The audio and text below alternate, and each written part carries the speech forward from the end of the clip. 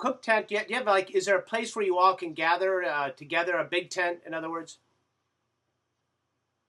Yeah, we have 2 dining tents. We have a group here that's climbing Mount Everest and another that's climbing Lhotse, which is the 4th highest mountain in the world. Mm-hmm. So, and then we've had trekkers come in and visit, so they tend to occupy a different dining tent. And then we have a 3rd dining tent, actually, with the Singaporean women's team. So it's, I guess, 23 different climbers as part of the International Mountain Guides camp here. So each... And then we have... No, go ahead, sorry. We have about 40 Sherpas that are part of our team as well. And so this is a little city within a city. We're one of the larger teams, but not the biggest. Is there much competition between the teams? I mean, mountaineers are competitive people, right? Well, I think mountaineers are driven people. I don't feel any competition with any of my fellow climbers or anyone else here. I would like for all of us to safely summit and return. The only thing that I guess competition might come into play is on summit morning. You don't want to be at the back of the queue waiting to get up through a couple of the bottlenecks on summit morning. So you want to get up and down as quickly as possible. And that's where I guess an element of competition might come into play. A little bit of strategy at the very least. So, all right. Well, yes. Yeah. It looks like base camp is all about business. Is it fun? Are there late night parties, poker games? Is there what's the favorite drink at night, if you will? A lot of adult beverages, that kind of thing. No, nothing as grand as that. Sherpa tea is a concoction involving tea, milk, and sugar, and that's about as wild as it gets, unfortunately. As soon as the sun sets, it is brutally cold here, and so a lot of times we will sit around the dining tent and talk, or some people play cards or Scrabble or something like that. There's a lot of reading going on, but definitely not a big nightlife here at Everest Base Camp. There's no campfire, right? Well, there's not much that would burn up here other than yak dung. So, and that would be a campfire you wouldn't want to be near, I would think. And right.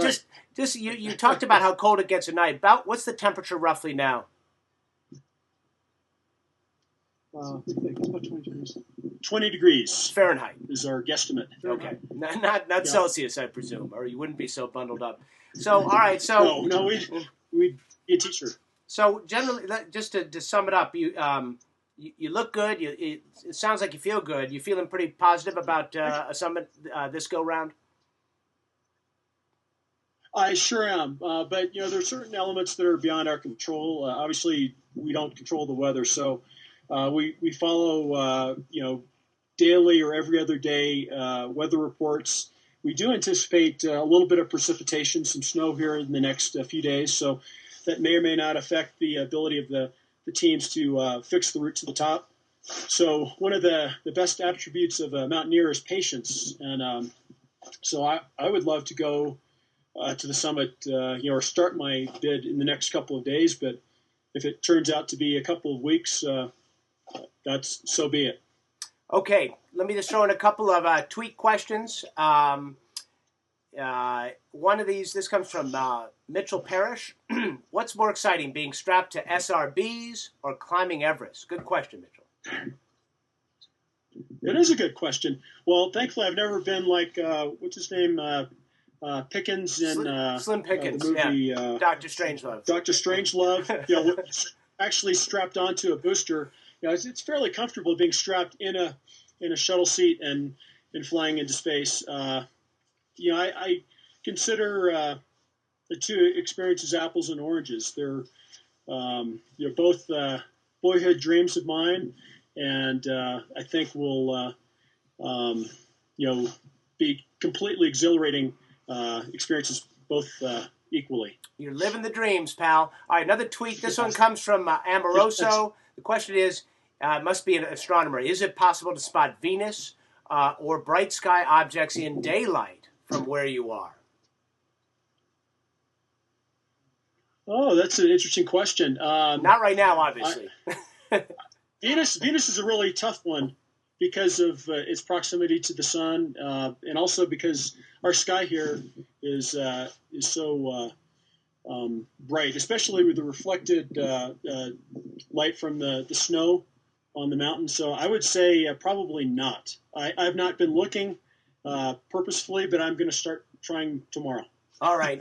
And as far as stars at night, it's got to be impressive. That's got to be amazing. I mean, and I'll ask you this: compared to being in the shuttle, stars at night, is it similar, or you still have the atmosphere to filter things out? Yeah, I did take a look out at Camp 2 one night, which is at 21,500 feet. So you're above, well over half of the Earth's atmosphere at that point. And it's very, very similar to looking out the windows of a space shuttle or a space suit. It just incredible, the trillions and trillions of stars and galaxies that you can see from that vantage point. It's gorgeous. So yeah. You're upping the ante on Carl Sagan. It's not billions and billions; it's trillions and trillions now. Well, Carl was always hampered by being here on Earth, and I just got to top him. That's right. Well, and you got to factor in inflation. God rest his soul. Factor in inflation and the bailouts, and yes, God rest his soul. We miss him. Trillions and trillions. All right, Scott Parazynski, our superstar at Everest Base Camp. We're feeling good about this one this time. I don't want to hex it, but we're feeling good, and Thank you. I'll be watching from my laundry room. Thank you very much, Scott. Miles O'Brien out from, from New York.